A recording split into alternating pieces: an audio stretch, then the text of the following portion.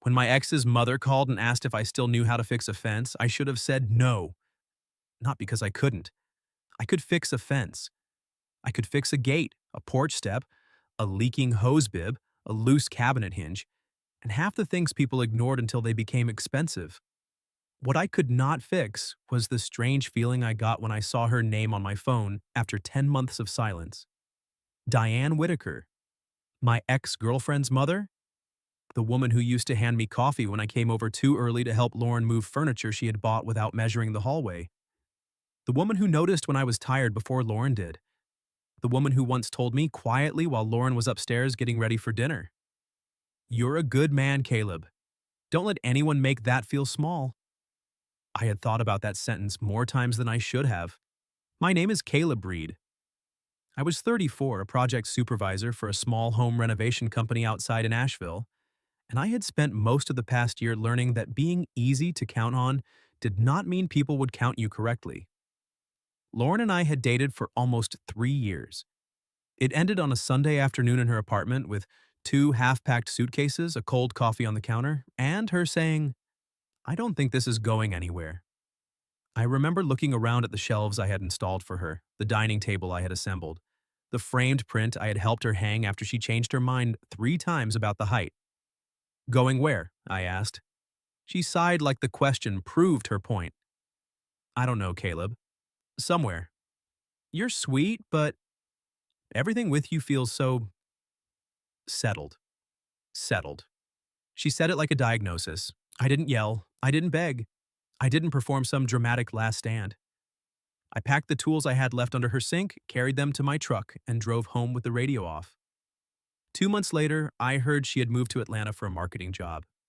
4 months later, a mutual friend told me she was seeing a guy who owned 2 motorcycles and called himself a founder because he had ordered business cards. Good for her, I guess. I meant that on better days. On worse ones, I hoped his motorcycles leaked. Diane had not called after the breakup. I understood why. Her daughter was her daughter. There were lines decent people did not cross just because affection had gotten complicated. So when my phone lit up with her name on a humid Thursday morning, I stared at it long enough for the call to almost die. Then I answered. "Mrs. Whitaker?" A pause. Then her voice, warm but careful. "Caleb, hi, I'm sorry to bother you." "You're not bothering me." That came out too quickly. She heard it. Of course she did. Diane always heard the second sentence under the first one. "I wouldn't ask if I had another good option," she said. "The storm last night knocked part of my back fence loose. The gate won't latch. I called 2 companies, but one can't come until next week, and the other quoted me something ridiculous." I looked at the schedule board in the job trailer. We had an inspection delayed until Monday and a cabinet delivery pushed back by rain. "I can take a look after work," I said. "You don't have to." "I know." Another pause, then softer. "Thank you." I told myself it was just a fence. That was all. A broken fence, a woman who needed help, and a man who knew how to use a level. Nothing dangerous, nothing complicated, nothing that should have made me change shirts twice before driving over. Diane's house sat at the end of a quiet street lined with old trees and lawns people took personally. I had been there dozens of times when Lauren and I were together. Cookouts, birthdays, Christmas Eve once when Lauren forgot to tell me her entire family dressed nicely and I showed up in jeans. Diane had saved me that night by saying, "At least one man here looks useful." I remembered that too. When I pulled into the driveway, the first thing I saw was the fence leaning behind the house, one section pulled loose from the post, the gate sagging like it had given up on citizenship. The second thing I saw was Diane. She stood near the back porch in a pale blue blouse, jeans, and gardening gloves, her brown hair pinned loosely at the back of her neck. She was in her late 40s, maybe 50, though she carried age the way some women carry perfume, quietly, with confidence, not asking permission to still be beautiful. I got out of the truck and immediately hated that I had noticed. "Caleb," she said, "Mrs. Whitaker." Her mouth tilted. "You can call me Diane. I think after all the shelves you installed in this house, we've earned first names." "Diane," I corrected. The name felt different in my mouth. She looked away first, toward the fence. Good. The fence was safer. I grabbed my tool bag from the truck and followed her around back. The yard smelled like wet cedar and cut grass. A wind chime moved softly near the porch. Two coffee mugs sat on the small outdoor table, though only one had been used. I tried to brace it, she said, pointing to a board she had wedged near the post. I crouched beside it. This actually helped. You don't have to sound surprised. I'm not surprised, I'm impressed. She folded her arms. That may be worse. I smiled before I could stop myself. For a second, it was too easy. That was the problem. Diane didn't make the air feel like a test. With Lauren, I had always been trying to become interesting enough, ambitious enough, spontaneous enough, less predictable, less quiet, less myself. With Diane, the quiet didn't feel like failure. It just felt like quiet. I worked for half an hour while she cleaned up branches near the garden. Every few minutes, she brought me something I didn't ask for: a towel, a bottle of water, a better extension cord. Not hovering, not fussing, just noticing. At one point, I caught her watching me tighten the hinge bolts. She looked away quickly. I pretended not to see. That was the decent thing. Or maybe the cowardly thing. Hard to tell sometimes.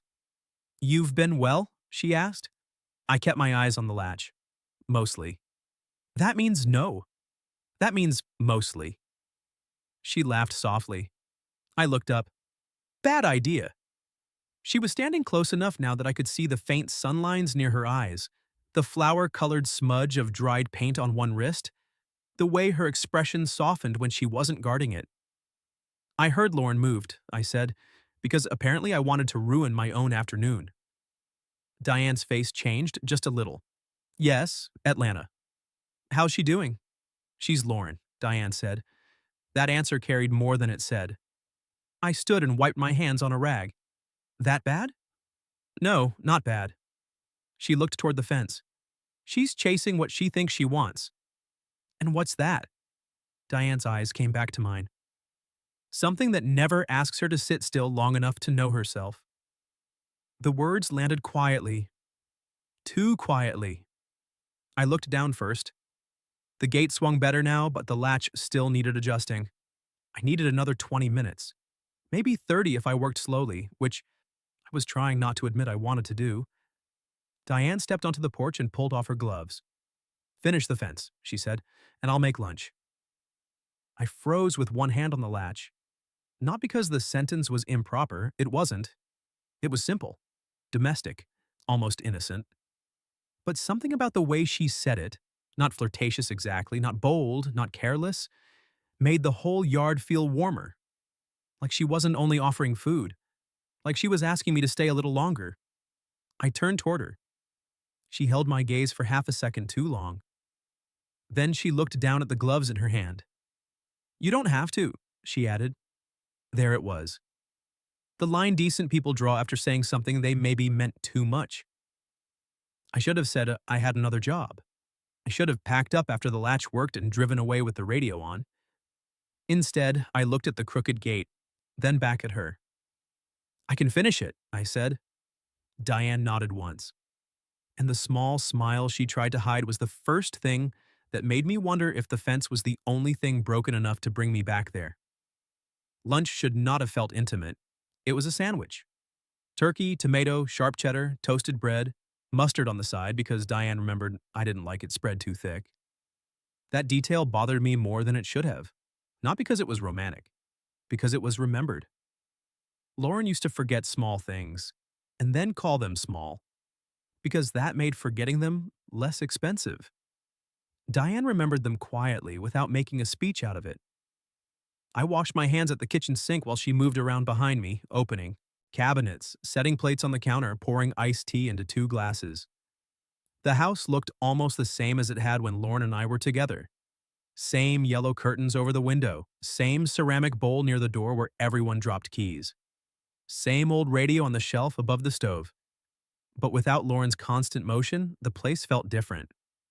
Still, not empty, just honest. "You didn't have to make anything," I said. "I know. That's becoming your favorite answer." She smiled at the cutting board. "Maybe I learned it from someone." I dried my hands on the towel beside the sink. "From me?" You were always very good at helping without letting people make a ceremony out of it. That stopped me. Diane kept slicing tomato like she hadn't said anything dangerous. I leaned back against the counter. Lauren used to call that boring. Her knife paused, just once. Then she continued, Lauren called a lot of things boring before she understood them.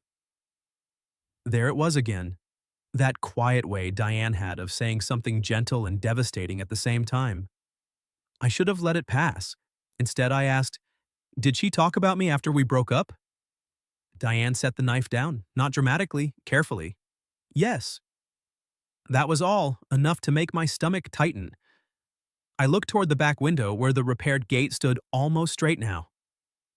What did she say? Diane turned to face me. Caleb. That bad? No. She wiped her hands on a cloth. Not bad in the way you mean. Then how? She seemed to choose each word before letting it go. She said you were kind, reliable, safe. A small sadness moved through her expression, but she said those words like they were reasons to leave. I looked down. That hurt. Not because I hadn't suspected it, because hearing it from Diane made it impossible to pretend I had misunderstood. She wanted more, I said. Diane's voice softened. She wanted louder. That sentence went through me clean. I didn't answer. She stepped closer to the counter, close enough to reach past me for the glasses. Not touching me, not even almost, but close enough that I noticed the scent of soap on her skin and lemon from the cutting board. My mind said, Lauren's mother. My body, traitor that it was, noticed she was a woman standing close to me in a quiet kitchen. I moved aside too quickly, Diane noticed. Of course she did. A faint flush touched her face. Sorry. You didn't do anything. I know. She looked at the plates. Still. That was the strange thing between us. Neither of us had done anything wrong, but the air kept behaving like we had approached something we were not supposed to name. We ate at the small table near the window, not the dining room. That mattered. The dining room belonged to old family dinners, holidays, Lauren laughing too loudly while I helped to clear plates. The kitchen table felt different, less formal, more dangerous because it was ordinary. For a while, we talked about safe things: the storm, the neighborhood, work. She asked about the renovation company, and I told her about a house we were restoring on the east side, an old craftsman place with good bones and terrible plumbing. Her eyes lit up when I described the original woodwork. You always liked fixing what other people wanted to replace, she said. I smiled faintly. Sometimes replacement is easier. Easier isn't always better. No. We both heard the other meaning. Neither of us touched it. Halfway through lunch, her phone rang on the counter. Diane glanced at the screen. Her expression changed. Not fear, not guilt, complication. Lauren? I asked. Diane nodded. You can answer. I know. She didn't. The phone stopped, then immediately started again. This time, Diane sighed and picked it up. Hi, honey. I looked out the window, trying to give her privacy in a room too small for it. Lauren's voice came through faintly, sharp and bright, even without speaker. Did someone fix the fence? Diane's eyes flicked to me. Caleb came by. A pause. Then Lauren laughed, not warmly. Mom, seriously? Diane's face went still. What? You called Caleb? That's weird. I stared at the table. Diane lowered her voice. He knew how to fix it. Of course he did. That's his whole thing. Something in my chest tightened. Lauren continued, muffled but clear enough. He loves being needed. Just don't let him hang around and get sentimental. Diane closed her eyes. For a second, I felt like I had been put back in Lauren's apartment on the day she left, listening to her reduce 3 years of love into something too settled to keep. Then Diane said, very calmly, Lauren, that was unkind. Another pause. Oh my God, Mom. Don't make it dramatic. Diane looked at me then. And maybe it was the fact that she didn't look embarrassed for herself. She looked sorry for me. That was worse. I'll call you later, she said. She hung up before Lauren could answer. The kitchen became very quiet. I pushed my chair back. I should go. Diane stood too. Caleb, it's fine. No, it isn't. I stopped near the back door. She came closer, but not too close this time. That is not how I see you, she said. I looked at her. Her voice was steady, but her eyes were not. You know that, right? I wanted to say yes. I didn't. Because suddenly I wasn't sure how many years I had spent letting Lauren's version of me become the version I carried around. Useful, settled, safe, needed. Words that should have been good until she made them sound like furniture. Diane's face softened. She called you boring because she didn't know what peace looked like. I laughed once, but it almost hurt. Don't say things like that. Why? Because I might believe you. The moment changed. Just like that. Not loudly, not dramatically, but the space between us narrowed, even though neither of us moved. Diane's hand rested on the back of the kitchen chair. Mine was still on the doorframe. We were 10 feet apart and somehow much too close. She looked away first. I shouldn't have said that. No, I said. You probably should have said it a long time ago. Her eyes came back to mine. There were a dozen reasons not to keep looking at her. I knew every one of them. Lauren, history, age, the shape of gossip. The fact that Diane had once been almost family in a way that made this whole afternoon feel like stepping over an invisible line. But there was also this. For the first time in almost a year, I felt seen without being measured and found lacking.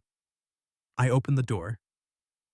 Outside, the yard was bright after the rain, the repaired gate catching sunlight along the new screws. Diane followed me onto the porch. I still need to stain that replacement board, I said. You don't have to. I know. She smiled faintly. There it is again. I can come back Saturday. The words came out before I gave them permission. Diane looked at the fence, then at me. That would help, she said. It was the safest answer. It was also not the whole answer. I walked to my truck, opened the door, and glanced back once. Diane was still on the porch, one hand resting against the railing, watching me leave like she wanted to say something and was too decent to let herself. Then my phone buzzed. A text from Lauren. Mom told me you came over. Please don't make this strange. I looked from the message to Diane on the porch, and for the first time since the breakup, I didn't feel like I owed Lauren the smallest version of myself. I went back Saturday. That was the first decision I could not dress up as obligation. The fence was fixed enough. The gate latched. The post held. The replacement board needed stain, yes, but that was the kind of detail a man could leave unfinished if he was trying to be wise. I was not trying very hard. Diane was in the backyard when I arrived, kneeling beside a flower bed with a basket of weeds and her hair pulled back under a wide straw hat. She looked up when she heard my truck. For half a second, her face lit before she remembered to be careful. Then she stood, brushing dirt from her jeans. You came. I said I would. I know. She looked toward the fence. People say things. Some do. That made her smile, but it faded quickly. There was tension in the yard that had not been there before. Not the soft, strange tension from the kitchen. This was sharper. Aware. Like both of us had spent the past 2 days thinking about the same moment and arriving at it from opposite sides. I grabbed the stain and brushes from the truck. Diane took off her gardening gloves. I made coffee. Is that part of the payment plan? No, the sandwich was payment. Coffee is bribery. For what? She looked at the fence, then at me. For not leaving immediately after the board dries. I should have laughed. I almost did, but her voice had too much honesty under it, so I said, that depends how good the coffee is. She held my gaze. It's better than Lauren's. That surprised both of us. Diane looked away first, color rising lightly in her cheeks.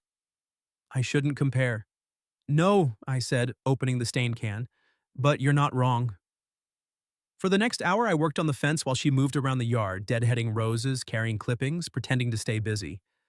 Every few minutes, we found reasons to speak. She asked about a porch restoration I was supervising. I asked about the garden. She told me the hydrangeas were dramatic and unforgiving. I said that sounded familiar. She laughed, then tried not to. That was how the whole morning went. Laughter pulled back just before it became too easy. At one point, she stepped close to hand me a clean rag. The wind shifted the brim of her hat and I reached up without thinking, catching it before it blew off. My hand brushed the side of her hair. Barely. Diane froze. So did I. Her eyes lifted to mine, and for one breath, the whole yard dropped away. No fence, no stain, no old history, just her standing close enough for me to see the small flecks of green in her hazel eyes, and me realizing I had not felt that awake in a long time. Then she stepped back. "Thank you," she said. "For the hat?" "For not pretending that didn't happen." I set the rag down slowly. "I don't know what happened." "Yes, you do." The honesty in that answer was almost cruel. I turned back to the fence because wood and stain were safer than Diane Whitaker with sunlight on her face. When the last board was done, she poured coffee on the porch. We sat in two old chairs angled toward the yard, close enough to talk easily, far enough to look respectable from the street. Respectable. That word was starting to feel like a fence of its own. Diane held her mug with both hands. Lauren called me again. I figured. She thinks I'm being foolish. I looked at her. For hiring me? For inviting you back. The porch went quiet. Diane stared into her coffee. She said people will talk. Will they? Probably. I leaned back. Then let's not give them anything true. She looked at me quickly. I regretted how that sounded the second I said it. I didn't mean, I know what you meant. No, I said. I'm not sure I did. Her expression softened, but there was sadness in it. Caleb, I need to say something clearly before this becomes something we hide inside jokes and coffee. I set my mug down. She took a breath. I cared about you when you were with Lauren, but not like this. Her voice stayed steady, though her fingers tightened around the cup. Not in a way I allowed myself to look at. You were kind to my daughter. You were good in my house. You fixed things without making people feel useless. And I noticed because I was her mother, and because I am a person who notices. I didn't move. After you two ended, she continued, I missed you. That embarrassed me. I told myself I missed the help, or the company, or the way the house felt less empty when someone steady was in it. She looked at me then. But that wasn't all of it. My throat felt tight. Diane, I'm not asking you for anything. I know. I'm serious. Her eyes held mine. I will not be a foolish woman chasing her daughter's ex because she's lonely. That's not what I think this is. What do you think it is? There were careful answers, safe answers, answers that would let both of us step back onto familiar ground. But I was tired of being reduced to the safest version of myself. I think, I said slowly, Lauren left because she thought peace was boring. And I think sitting here with you feels like being understood by someone who knows the difference. Diane's eyes filled, but she didn't look away. That was the moment the back gate clicked. Both of us turned. Lauren stepped into the yard, not alone. A man I didn't know stood behind her, sunglasses pushed up on his head, one hand resting casually on the gate I had fixed. Lauren looked from me to her mother, then to the two coffee mugs on the porch. Her face changed. Not hurt, not really, more like offended that a part of her past had started moving without permission. Well, she said, smiling in a way I recognized too well. This is cozy. Diane stood. Lauren. I stood too, slower. Lauren's eyes moved over my work clothes, the stained brush, the fence, then back to her mother. So this is why you needed the fence fixed twice? The man behind her shifted awkwardly. Diane's voice was calm. Don't do that. Do what? Make something ugly because you don't know how to respect something uncomfortable. Lauren laughed once. Mom, he's my ex. I know who he is. The words landed harder than they should have. Lauren looked at me then, finally. You're seriously having coffee with my mother? I could have defended myself. I could have apologized. I could have stepped back into the old role where Lauren named the room, and I tried to make it easier for her. Instead, I looked at Diane. She was pale but steady. Then I looked back at Lauren. Yes, I said. I am. The yard went silent, and for the first time since I had known her, Lauren looked at me like she had expected me to shrink and found someone else standing there instead. Lauren stared at me like the word yes had come from the wrong mouth. For years I had been predictable to her. Useful. Gentle. The man who carried boxes, fixed hinges, paid attention, and made discomfort easier for everyone else. Apparently, I had also been expected to stay that way after she left. Diane stood near the porch railing, one hand still wrapped around her coffee mug, her face pale but steady. Lauren's boyfriend cleared his throat near the gate. Maybe we should. Riley, Lauren said without looking at him. Don't. So that was his name. Riley looked exactly like the kind of man Lauren would choose after calling me settled. Sunglasses in his hair, expensive sneakers, a shirt open one button too many for a backyard. He gave me a quick look, then looked away. Smartest thing he did all morning. Lauren crossed her arms. This is inappropriate. Diane set the mug down. Having coffee on my own porch? With Caleb. With a man who fixed my fence. Lauren laughed, sharp and embarrassed. Mom, don't play dumb. Diane's expression changed at that, not anger, worse, disappointment. I am not playing anything. The yard went very still. I could hear the wind moving through the leaves behind the fence, the small click of the gate latch, the distant sound of a lawnmower somewhere down the street. Lauren looked at me again. And you? What exactly are you doing here? I wiped my hands on the rags slowly. I stained the replacement board. Right, because you're just that helpful. There it was, the old tone, the one that made kindness sound suspicious, like every decent thing I did was secretly a symptom of lacking ambition. I felt it hit, but it didn't sink in the way it used to. Maybe because Diane was standing there. Maybe because she had already said the sentence I needed to hear. She called you boring because she didn't know what peace looked like. I looked at Lauren and said, You asked me not to make this strange. Her mouth tightened. I didn't, I said. You did. Riley shifted behind her. Lauren, maybe we should go. This time she turned on him. I said don't. Diane stepped off the porch then, carefully, like a woman walking into a room full of glass. Lauren, she said, you ended the relationship. Lauren's face flushed. That doesn't mean I want my mother making coffee for him like some lonely divorcee in a bad movie. The words landed hard. Diane inhaled once. I stepped forward before I could stop myself. Don't talk to her like that. Lauren's eyes snapped to mine. Diane said softly, Caleb. But I was already there. Not yelling, not performing, just done. You don't get to leave people behind and still decide what they're allowed to mean to each other. Lauren stared at me. I think that was the moment she realized this was not about winning me back. That would have been easier for her to understand. This was worse. This was me no longer asking her permission to be seen differently. Her voice dropped. You're seriously defending my mother against me? No, I said. I'm defending a person standing in her own yard. Diane looked down. Lauren blinked fast, like the humiliation was finally becoming real because it hadn't obeyed her. For a second, I almost felt sorry for her. Then she said, Wow, I guess I was right. You really do need to be needed. Diane's head lifted. Enough, she said. One word, quiet, absolute. Lauren froze. Diane walked down the porch steps until she stood between us, not shielding me, not shielding Lauren, just claiming the center of her own life. You don't have to like this, she said to her daughter. You don't even have to understand it today. But you will not come into my home and use my loneliness as an insult. Lauren's eyes filled with angry tears. I'm your daughter. Yes, Diane said, and I love you. But love does not give you ownership over everyone you've stopped valuing. That was the sentence that ended the fight.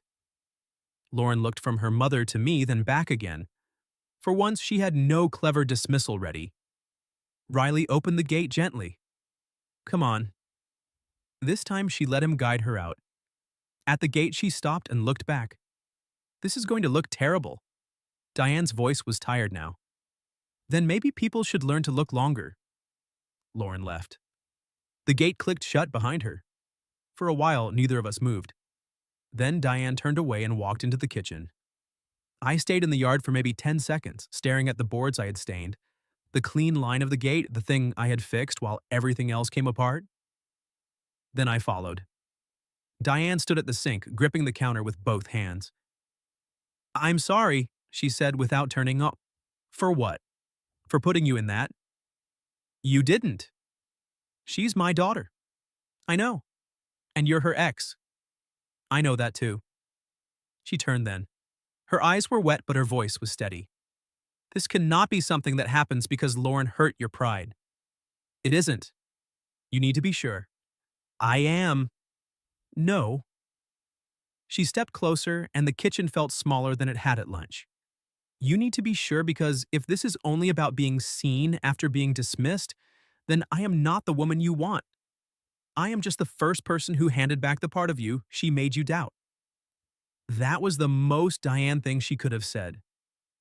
Even now, even with her own heart shaking in front of me, she was trying to protect me from mistaking gratitude for love.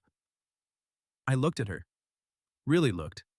The woman who remembered my coffee, who noticed silence, who defended herself without cruelty, who had stood in her yard and refused to let her own daughter turn Karen to shame. This started before today, I said. Her breath caught. I don't mean when I was with Lauren, I would never have let myself see it then. I don't think you did either. No, she whispered. I didn't. But after. I swallowed once. After the breakup, I kept thinking about this house, your coffee. The way you talked to me like quiet wasn't a defect. I told myself I missed being useful somewhere, but that wasn't all of it. Diane closed her eyes. Caleb, I don't want you because Lauren didn't. My voice came out rougher than I meant it to. I want you because when I'm with you, I don't feel like I have to become louder just to be worth keeping. That broke her composure. Only a little. One tear slipped down her cheek before she could stop it. I took one step closer. Slow enough that she could move away, she didn't. We shouldn't rush this, she said. No. People will talk. Yes. Lauren will hate it. For a while. Maybe longer. Maybe. Her mouth trembled into something almost like a smile. You're not helping. I'm trying not to lie. That did it. She laughed softly through the tears and the sound went straight through me. Then her hand lifted, not to touch me, not at first, just hovering near my chest like she was asking permission from the air itself. I covered her hand with mine. The contact was simple, devastating. Diane looked down at our hands. This is the line, she whispered. I know. If we cross it, we do it honestly. I know. No hiding, no sneaking, no making it ugly. I don't want ugly with you. Her eyes lifted to mine. For one long second, we stayed there. Close enough to hear each other breathe, both of us old enough to know that wanting something did not automatically make it wise. Then she stepped back. Not because she didn't want me, because she did. I need time, she said. I nodded, even though it hurt. Then take it. I left her house without kissing her. That was the right thing. I hated how right it felt. But when I reached my truck, my phone buzzed. A message from Diane. Thank you for not making me choose between desire and dignity. I stood there beside the truck, reading it twice. Then a second message appeared. But Caleb, I did want you to kiss me. I looked back at the house. Diane was standing in the kitchen window, one hand against the curtain, watching me with a face full of fear, warmth, and a truth neither of us could pretend had only started that morning. I didn't go back inside. Not that day. I stood beside my truck with Diane's message glowing on my phone, the repaired fence behind her house, and the strange ache of knowing that sometimes doing the right thing feels almost cruel because the wrong thing would be easier for one perfect minute. But Caleb, I did want you to kiss me. I read it again. Then I looked toward the kitchen window. Diane was still there, not smiling, not pretending, just watching me with the same honesty that had made everything harder and cleaner at the same time. I typed back, I know. Then, after a few seconds, that's why I didn't. Her hand rose to her mouth behind the glass. I drove home before I could become less decent than the man she believed I was. For 2 weeks, I didn't see her. We texted only once or twice. Practical things. The fence held through another storm. The stain dried evenly. She found the missing latch screw in the flower bed. Ordinary messages with entire rooms underneath them. Lauren texted me 3 times. The first one was angry. "I can't believe you're doing this." The second one came the next morning. "Are you actually interested in my mom, or are you just trying to make me feel bad?" That one I answered. "This isn't about punishing you." She didn't reply for 2 days. Then came the third. "I don't know what to do with this." I stared at that message for a long time. Then I wrote, "You don't have to do anything today, but you don't get to make your mother ashamed for being seen." She didn't answer. That was probably best. Diane called me on a Thursday evening. I was sitting on my back steps, work boots still dusty, a plate of reheated leftovers balanced beside me. "Hi," she said. "Hi." A pause. Then she laughed softly. "We sound ridiculous." "We are a little ridiculous." "Only a little?" "I'm being generous." That helped. I could hear her breathing settle on the other end. "I talked to Lauren," she said. My hand tightened around the phone. "How was that?" "Hard." "Yeah." She was angry, then embarrassed. Then angry again because embarrassment had nowhere else to go. Diane paused. "But we talked." "About me?" "Some. Mostly about her." That surprised me. Diane continued, "I told her I loved her.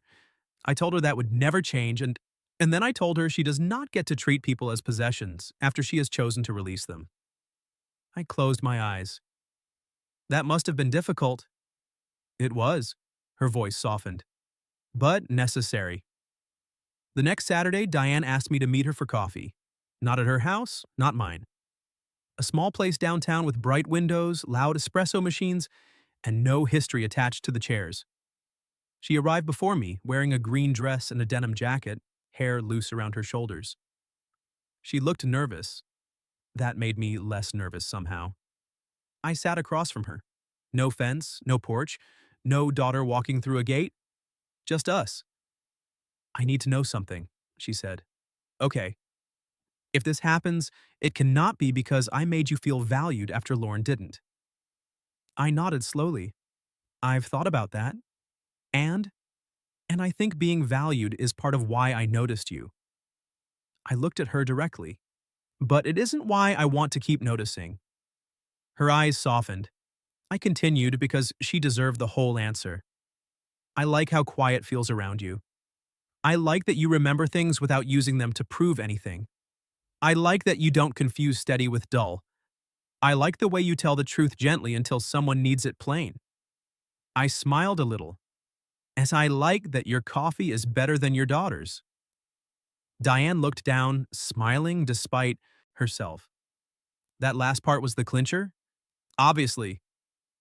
We took it slowly after that. Painfully slowly. No hiding, no sneaking around. No pretending the situation was simple. Lauren needed time, and Diane gave it to her without asking me to disappear. That mattered. I learned something about love watching Diane be both a mother and a woman, refusing to amputate one part of herself to make the other more comfortable. A month later, Lauren asked to meet me. We sat on a park bench near the river with 10 feet of emotional distance between us and no desire from either side to close it. "I was cruel to you," she said. I looked at her. She stared at the water. "I called you boring because I was scared of becoming ordinary. And you were the easiest person to blame because you never made me feel bad for leaving." That was more honesty than I expected. "Thank you for saying that," I said. She nodded, swallowing hard. Then she added, "I still hate this. I know. But I don't think you're doing it to hurt me." "No. And I don't think Mom is lonely in the way I accused her of being." "No," I said, "mine, she isn't." Lauren laughed once, but it broke a little. "She looks happy." I didn't answer. Not because it wasn't true, because I knew hearing it cost her something. 6 months later, Diane and I went to a neighborhood concert in the park and held hands in public for the first time. No announcement, no performance. Just her fingers slipping into mine while a local band played badly under string lights, and neither of us letting go when 2 people looked over and recognized us. A year later, I moved into a small house 5 minutes from hers, not with her, near her. That was our compromise with time. I fixed my own porch. She planted lavender by the steps and claimed it was not symbolic. I let her lie. Eventually, Lauren came over for dinner. It was awkward. Then less awkward. Then at one point, Diane burned the bread. I opened all the windows and Lauren laughed so hard she had to sit down. That was when I knew we might survive the strange shape of our lives. Not perfectly, but honestly. 2 years after the fence broke, I asked Diane to marry me in her backyard, near the gate that had started it all. The board I had replaced was still slightly different from the others. Lighter, newer, impossible to miss once you knew where to look. Diane touched it after I asked, smiling through tears. "This fence caused a lot of trouble," she whispered. "No," I said. "It told the truth." She said yes, not quickly, not carelessly. She said it like a woman who understood exactly what the word meant and chose it anyway. Years later, when people asked how we got together, Diane usually said, "He fixed my fence." I'd say, "She made lunch." Both were true. Neither was the whole truth. The whole truth was that Lauren had looked at peace and called it boring. Diane looked at the same piece and made room for it at her kitchen table. And me? I finally stopped believing that being steady made me easy to leave. Sometimes the person who truly sees you is not the person who had you first. Sometimes love begins with a broken fence, an honest lunch, and someone brave enough to say, without shame, stay a little longer. What would you have done if your ex's mother called you to fix her fence, then offered lunch in a way that felt more personal than either of you expected? And have you ever had someone finally value the part of you someone else dismissed? Tell me your story in the comments. If you like this one, leave a like, subscribe, and I'll see you in the next video.